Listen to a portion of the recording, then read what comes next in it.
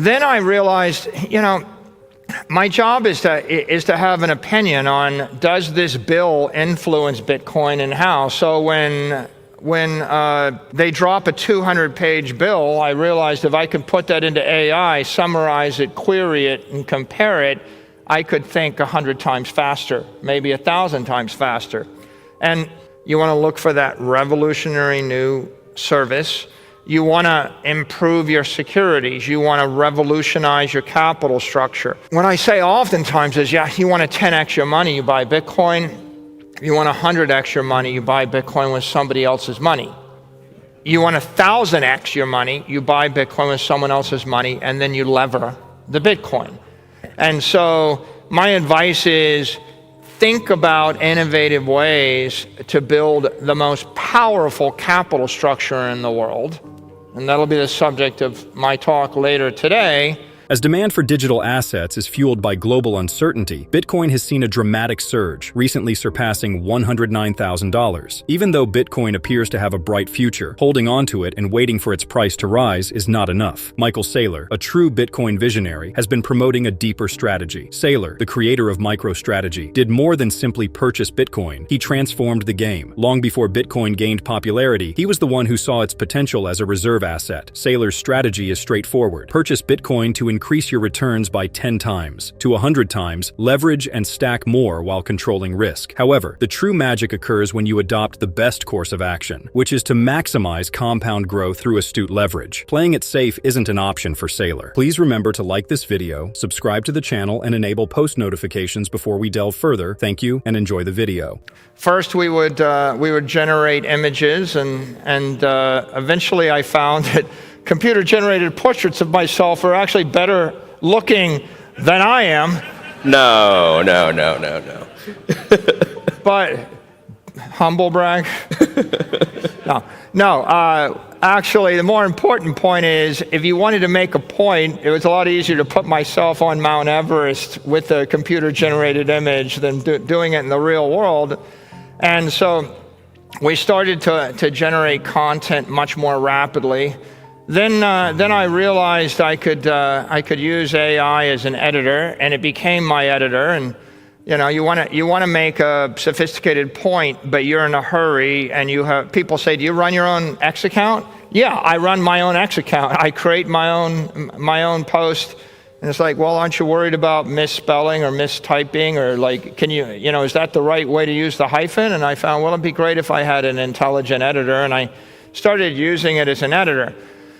Then I realized, my job is to have an opinion on, does this bill influence Bitcoin and how? So when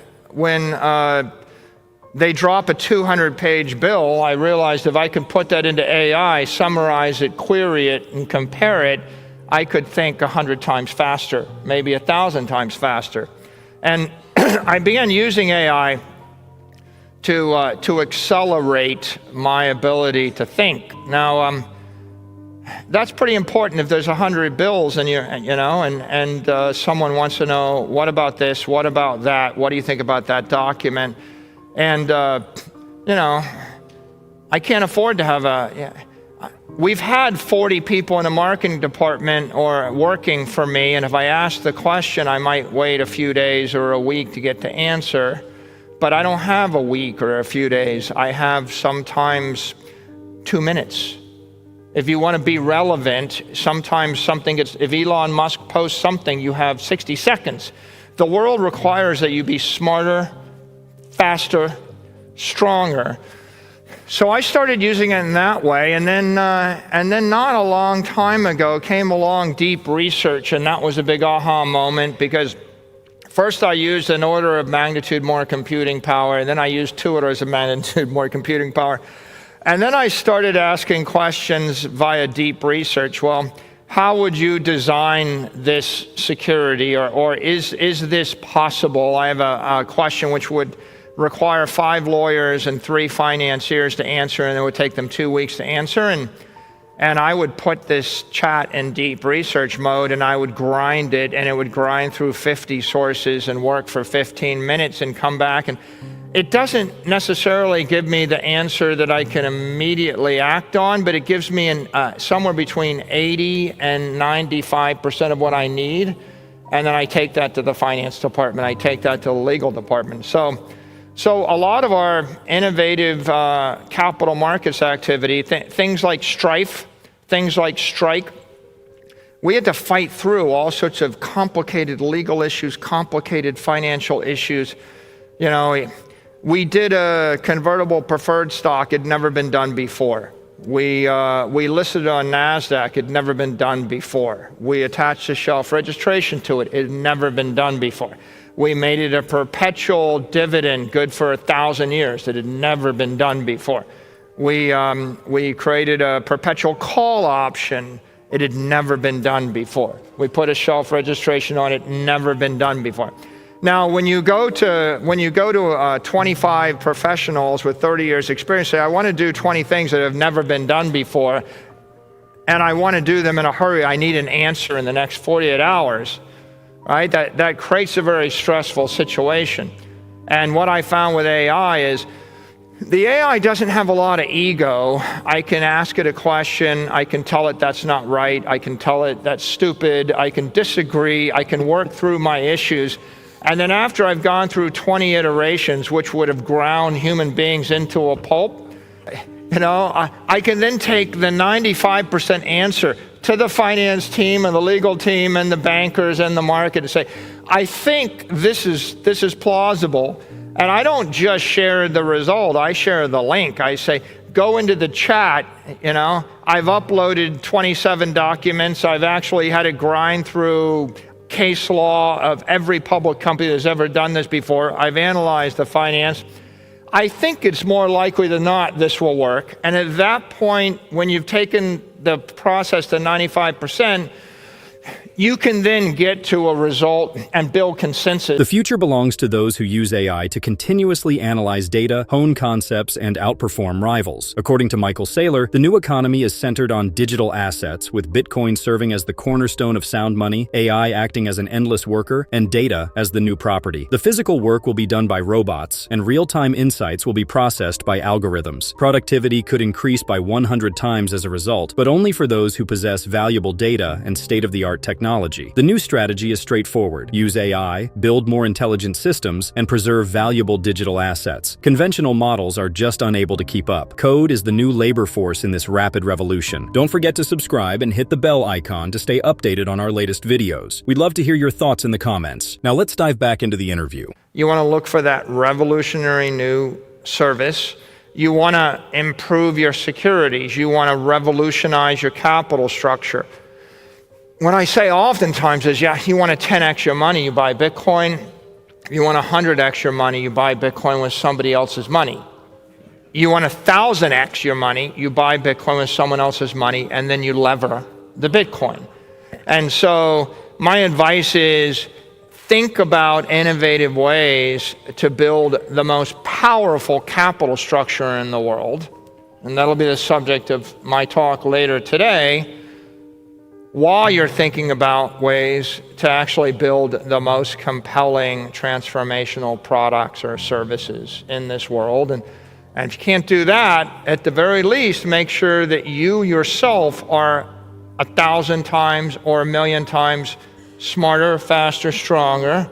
Or I think it's, if we think about classic economics, the economy was about land, labor, and capital, and you use those three components to create prosperity. And I think we're living in this digital transformation where digital land or digital property, digital labor, digital capital, and it's, you know, it's pretty clear that the agents in cyberspace are going to work 1 billion times harder or 1 billion times faster for us all. It's pretty clear that those bots will be put into robots, and the cars are going to drive themselves. And sometime in our lifetime, we'll have talking, walking, useful robots. And so the robots are coming to the real world. The agents are coming to the cyber world. You're going to see an explosion of digital labor. I think we'll need less physical property and we'll need less physical labor. There'll be a dramatic decrease in the physical labor component in the economy. And of course, if the robots and the agents are doing a lot of work, they don't need as much real estate. They don't need as much physical property. What they do need, digital property, intellectual property, right? So the access to proprietary data. Turns out that ask the AI a question, give me the 30-day call rate, selling call options at the money. And it's really good at calculating it, but it gets shut down if it's scraping a website. It needs a clean data feed. And so I'm either hyper intelligent or I'm stupid as can be. It'll give me the absolute wrong answer if it has to scrape a website, but it'll give me a perfect answer when I give it clean data. So digital property in the form of data feeds, what is the vector trajectory of every iPhone in the world right now? If you give that to the AI, you get some interesting results. What is the status, the open interest of every public company everywhere in the world right now? You'll get interesting insights. Michael Saylor has a strong and distinct vision of how technology and economics are changing the world. Land, labor, and capital have historically been the three main pillars of the economy. These components have served as the cornerstone for generating prosperity and wealth. Saylor contends, however, that the economy is currently undergoing a digital transition in which tangible assets are giving way to digital ones. The three main factors influencing value in this new digital economy are digital land, digital labor, and digital capital. Saylor highlights that agents in cyberspace will operate far more quickly and effectively in the future than human labor. As a result of these agents being incorporated into robots, advanced automation such as walking robots and driverless cars will become more common. According to him, the need for physical labor will be significantly reduced by robots and digital agents since they can perform the majority of tasks more cheaply and effectively. Real estate and tangible property will become less necessary as a result of this change. Rather, the most valuable assets will be access to proprietary data, digital property, and intellectual property. Saylor emphasizes that for AI systems to perform at their best, clean proprietary data feeds are essential. For example, an AI can offer very accurate insights if you ask it to forecast financial outcomes using clean real-time data. However, its outcomes might be faulty if it must rely on unfiltered sources, such as scraping websites. Finally, Saylor brings in the concept of digital capital, which he equates with Bitcoin, in this new digital wealth that complement the rise of digital labor and digital property. Don't forget to like, subscribe, and enable notifications for more valuable content, and as always, happy investing.